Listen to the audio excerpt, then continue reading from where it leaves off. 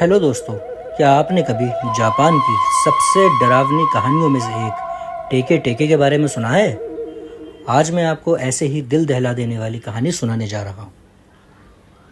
Japan में एक बहुत ही शर्मीली और सीधी सादी लड़की रहती थी। वह इतनी सहमी हुई थी कि दूसरों से बात करने में भी डरती थी। इस बात का फ़ायदा उठाकर उसके दोस्त अक्सर उसे परेशान करते थे। एक दिन उसके कुछ दोस्तों ने मजाक में उसे रेलवे ट्रैक पर फेंक दिया और वहाँ से भाग गए। बेचारी लड़की दर्द से चिल्ला रही थी, लेकिन कोई मदद के लिए नहीं आया। तभी एक तेज़ ट्रेन आई तो भाग्य से उसका पैर रेलवे ट्रैक में फंस गया और वह हिल भी नहीं पाई। ट्रेन उसके ऊपर से गुजर गई और उसका आधा शरीर कट गया।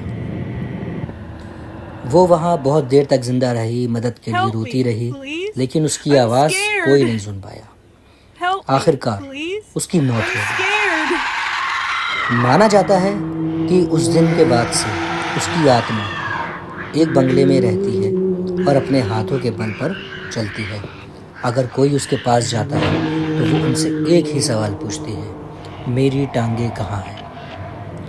इसी वजह से लोगों ने उसे टेके टेके का नाम दिया है।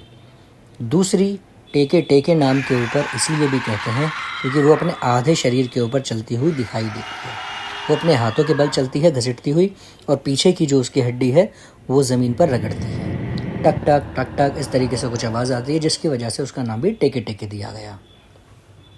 मुझे उम्मीद है कि ये कहानी आपको ज़रूर समझ में और पसंद आई होगी। अगर आपको समझ में आए तो उसको लाइक शेयर ज़रूर कर दीजिएगा और मेरे चैनल को सब्सक्राइब करिए।